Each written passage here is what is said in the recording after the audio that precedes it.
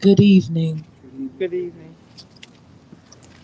First of all, let me start by offering condolences to the families and loved ones of every single person who lost their lives in this tragedy, this preventable, avoidable tragedy. And just like Reverend Gray just said, we have to remember their names. And so I know we just called their names, but we're going to call their names again because they are more than just names. We're talking about people, human beings who showed up for work. That's what we say, right? Go to school, do well. Graduate, go to college, do well. To do what? To get a job and do well. When we show up for a job interview, we don't walk in with the idea, do I need to check to see if they understand building codes? Do I need to check the structure of this facility before I decide if I want to work here or not? Amen. It is not the worker's responsibility to make sure that the building, that the structure is in place to keep them safe. The responsibility of the worker is to abide by the protocols, the regulations that are required for their safety, as told to them by that company based upon OSHA regulations and so on. But that's not what happened here. Amazon, you have some explaining to do again. Amazon, you have some explaining to do, and we won't stop because you got to give us the info. You got to tell these families why their loved ones weren't worth you taking the time to do what you should have done to be a business.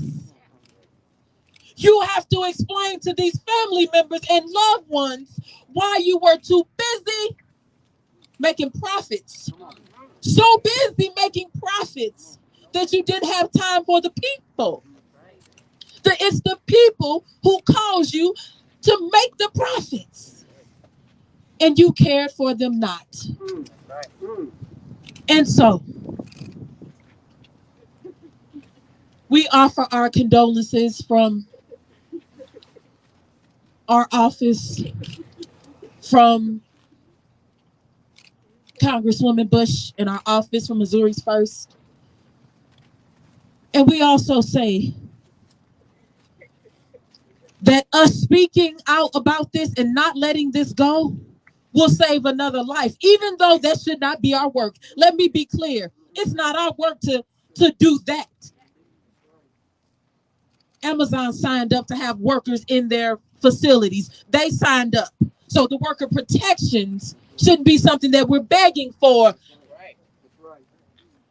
Amazon got to unionize, but we're going to move to. So when we think about how 36 hours before the tornado touched down, the alert went out. The alert went out 36 hours. When we think about the 155 mile per hour winds that came through, who was supposed to protect you when you did your part? You showed up. When you did your part and you stayed, when they told you couldn't leave, you did your part. Who takes care of you? Andy Jassy, you got some explaining to do. Jeff Bezos, you got explaining to do. And so that is why I am leading a letter with my colleague, Senator Elizabeth Warren and Representative Alexandria Ocasio-Cortez, to call on Amazon to explain what happened, explain what they were supposed to do and what they didn't do. We are asking for answers, and if they won't just hand them over, we'll demand them a different way. But we are making sure that you get the accountability that you need, because for us, justice has to be lives saved. So this can't happen again. And so, as we call their names, Etheria Hebb. Etheria Hebb was a person who deserved her life, who should not be having loved ones sitting here crying out for her right now, who should have a 1-year-old child waiting. Amazon, where are you? DeAndre Morrow. The two of them, my constituents. My constituents we lost because they cared not. Amazon cared not for their lives. So we're going to speak on it. Andre Morrow deserved his life. Clayton Cope. Where's Clayton Cope's sign? Clayton Cope's sign. We're showing these. I want to show these signs. There's the Andre Morrow sign. Kevin Dickey. Where's the sign? Kevin Dickey. Austin McEwen. Hold the sign up. We want to get the sign on the Austin McEwen. It's a person, a life who mattered. That's right. And Larry Virden. To the family members. They did not deserve, your loved one did not deserve what happened to them. We will do the work to make sure that some answers about what happened here in Edwardsville, that those come forward. We sent those under the authority because I am on the House Oversight Committee.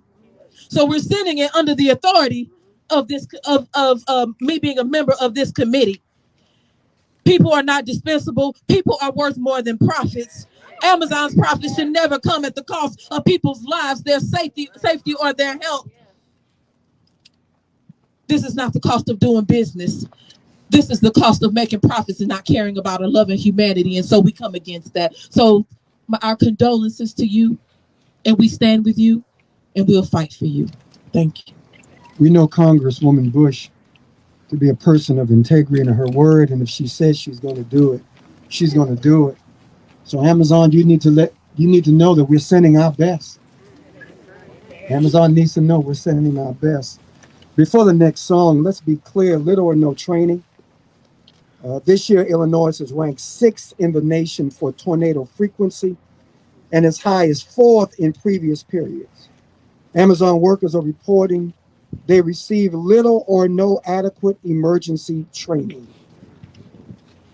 Workers who flee danger from retaliation, we need legislation that's going to protect workers from retaliation. We need to make sure that happens in Illinois. Amazon shouldn't escape responsibility. We need information on the structure. This confusion that persists around Amazon's pre-pandemic cell phone ban. We need answers in reference to that too. But right now, we want to keep in mind that this is a vigil, this is a memorial. We're going to ask our sister to come back and bless us in song.